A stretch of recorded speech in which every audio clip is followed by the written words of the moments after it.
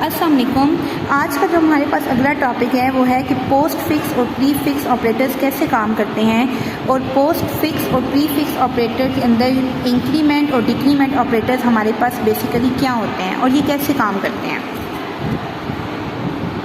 तो सबसे पहले हमें ये पता होना चाहिए कि इंक्रीमेंट ऑपरेटर प्लस प्लस होता है और डिक्रीमेंट माइनस माइनस होता है और ये यूनरी हैं, यानी ये एक ऑपरेंड के साथ काम करते हैं। प्री फिक्स ऑपरेटर हमारे पास क्या होते हैं, जैसे कि प्लस प्लस ए, और पोस्ट फिक्स क्या होते हैं, ए प्लस प्लस। अब इंक्रीमेंट ऑपरेटर प्लस प्लस का मतलब ये है कि ये एक का नंबर इंक्रीज़ करता है, यानी इसमें कितनी वैल्यू इंक्रीज़ होती है, इंक्रीज़ आर डिक्रीज़ बाय 1, यानी या तो एक इंक्रीज़ होगा या एक डिक्रीज़ होगा। अब प्री फिक्स का मतलब क्या होता है, वैसे भी प्री फिक्स का मतलब होता है प्री मीन पहले, ठीक, प्री मीन पहले एंड फिक्स मीन फिक्स कर दो। तो अब आपने ऑपरेटर कहाँ लगाया, वेरिएबल से पहले। जब वेरिएबल से पहले लगे तो प्री फिक्स है, जब वेरिएबल के बाद लगता है तो वो पोस्ट फिक्स है। Same for decrement operator, minus minus A और ए माइनस माइनस, ठीक है। जब आप उसको पहले लगाते हैं तो वो इंक्रीमेंट का पहले लगाते हैं तो प्री फिक्स काउंट होता है, जब आप उस साइन को बाद में लगाते हैं तो वो पोस्ट फिक्स काउंट होता है। ये दोनों बिल्कुल सेम काम करते हैं, किसके लिए, सिंगल ऑपरेंड के लिए। अगर मैं यहाँ पे ए की वैल्यू 3 लूँ और मैं कहूँ कि प्लस प्लस ए, तो भी आंसर 4 है। अगर मैं ए प्लस प्लस कहूँ तो भी 4 है, क्योंकि 3 में 1 जमा करने से 4 आता है। सेम है, अगर मैं ए की वैल्यू 3 ही लूँ और मैं माइनस माइनस ए कहूँ तो भी वैल्यू 2 है, और ए माइनस माइनस करूँ तो भी वैल्यू हमारे पास 2 ही है, क्योंकि इन दोनों की वैल्यूज़ हमारे पास सेम रहती हैं जब आपके पास वो सिंगल ऑपरेंड पे काम कर रहा है। लेकिन जब वो मल्टीपल ऑपरेंड पे काम कर रहा है तो कहानी बदल जाती है। अब देखें इस एक्सप्रेशन को असाइनमेंट ऑपरेटर के बाद अलग से देखें और सेम एज इस एक्सप्रेशन को असाइनमेंट ऑपरेटर के अलावा देखें। ये हमारे पास पोस्ट फिक्स है क्योंकि इसमें बी प्लस प्लस हो रहा है, और ये हमारे पास प्री फिक्स है क्योंकि इसमें प्लस प्लस भी हो रहा है। लेकिन ये अलग काम करेगा क्योंकि इसमें एक और ऑपरेटर भी ऐड हो गया, which is equal sign, which is basically assignment operator. So assignment operator अलग तरीके से काम करता है और आपके पास प्री फिक्स और पोस्ट फिक्स ऑपरेटर अलग तरीके से काम करता है। अब आपने रूल्स याद रखने हैं। जब आपके पास प्री फिक्स है तो पहले क्या होगा, इंक्रीमेंट बाय 1 इन वेरिएबल, पहले बी में 1 का इंक्रीमेंट हो जाएगा और बाद में उसकी वैल्यू 1 को असाइन होगी।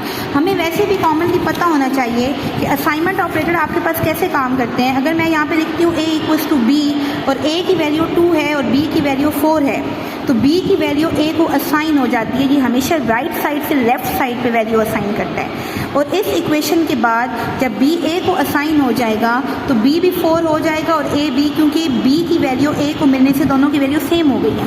ये मैंने आपको वैसे एग्जांपल दी है कि असाइनमेंट ऑपरेटर कैसे काम करता है। लेकिन यहाँ पे आप देखें, अगर आप a is equals to plus plus b देखें तो मैंने आपसे कहा है कि पहले इसमें 1 का इंक्रीमेंट हो जाएगा, यानी पहले b में 1 ऐड हो जाएगा और बाद में b a को असाइन होगा। लेकिन अगर आप यहाँ पे देखें तो पहले आपके पास क्या होता है, पहले b a को असाइन हो जाएगा, b value will assign to a, b value किसको असाइन हो जाएगी, a को, और बाद में कितने का इंक्रीमेंट होगा, a का। तो अब हम लिखते हैं कि यहाँ पे इंक्रीमेंट बाय 1 हो जाएगा। अब मैं यहाँ पे आपको एक एग्जांपल से समझाती हूँ, लेकिन एग्जांपल करने से पहले आप ये रूल्स को क्रैम कर लें या इस रूल को अपने पास लिख लें ताकि आपको आसानी हो जाए समझने में, अदरवाइज़ आपको समझ नहीं आएगी। अब देखिए मैंने लिया है a इज इक्वल्स टू 4 और b इज इक्वल्स टू 3, और मैं a is equals to plus plus b को आपको करके दिखाना चाहती हूँ। a इज इक्वल्स टू 4 और b इज इक्वल्स टू 3, तो पहले b में 1 का एडिशन करें तो b 3 से क्या हो जाएगा 4, क्योंकि आप सिर्फ प्लस प्लस b को देखें। सिर्फ प्लस प्लस b का मतलब है b में 1 वैल्यू ऐड हो जाना। सिर्फ प्लस प्लस का क्या मतलब है, b में 1 वैल्यू का इजाफा हो जाना। तो यहाँ पे b में 1 वैल्यू का इजाफा करें और उस इजाफे को देखें कि b की वैल्यू इस लाइन के बाद 4 हो जाएगी, और फिर b a को असाइन करें तो डेट्स मीन a भी 4 हो गया और b भी 4 हो गया।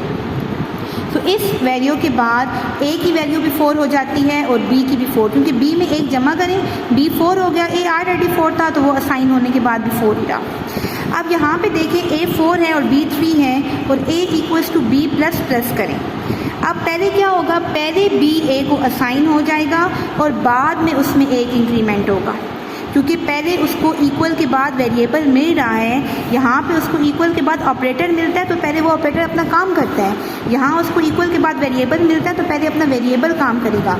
जब बी आपके पास ए को असाइन हो जाएगा, so what is B, B is 3 will be assign into A के पास ऑलरेडी 4 था, ए के पास अब 4 नहीं रहा, ए आपके पास 3 हो गया, ठीक। और अब बी में एक जमा होगा बाद में, और बी आपके पास क्या हो गया 4। सो इस सिचुएशन में ए 3 हो गया और बी 4 हो गया, यानी पहले बी की वैल्यू ए को असाइन हुई और बाद में बी में हमने ऐड किया। अब हम इसकी और एग्जांपल्स देखते हैं for the sake of more clarity.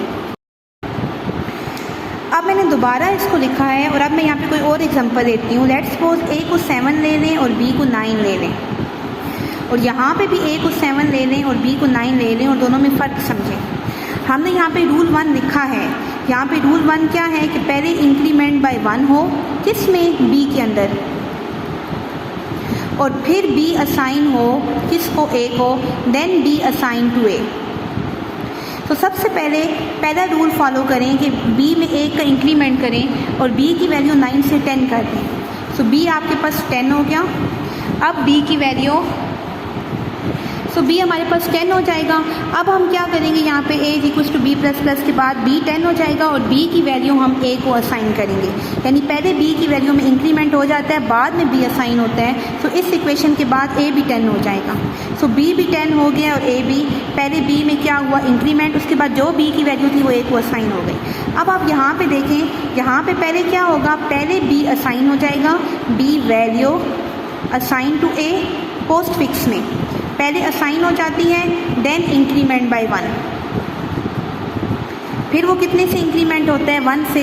तो जब b की वैल्यू आपके पास a को असाइन हो जाती है तो b 9 है, 9 a को असाइन हो गया, a ने अपनी वैल्यू खो दी और a को 9 आ गया, क्योंकि एक वेरिएबल है उसकी वैल्यू चेंज होती रहती है।